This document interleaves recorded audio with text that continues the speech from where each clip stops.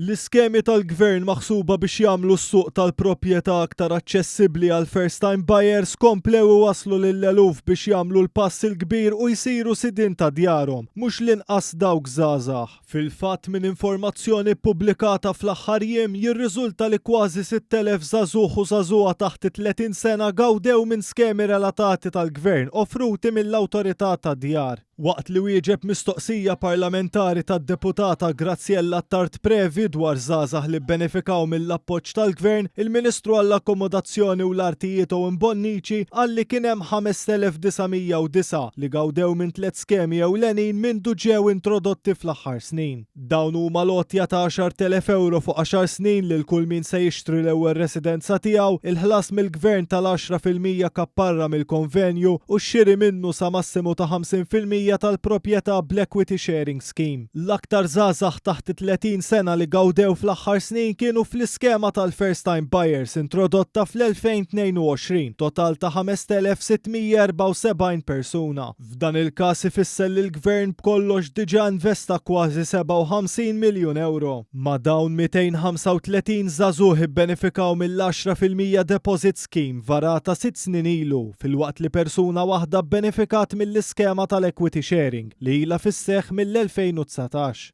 Waqt li mill-istess skemi gawdew ukoll eluf oħrajn li għandhom iżjed minn 30 sena, dawn jiffurmaw parti minn kullana ta' miżuri li daħlu fl-aħħar snin biex itaffu sew l-isfidi li persuna jew koppji jiffaċċjaw meta jiġu għal din il-fażi fil-ħajja. B'hekk aktar ċittadini f'pajjiżna setgħu jsiru sidien ta' djarhom u jiżdiedu mar-rata ta' aktar minn 80% tal-popolazzjoni, waħda mill-ogħla fl-Unjoni Ewropea, waqt li wkoll isaħħu l-kapital personali tagħhom.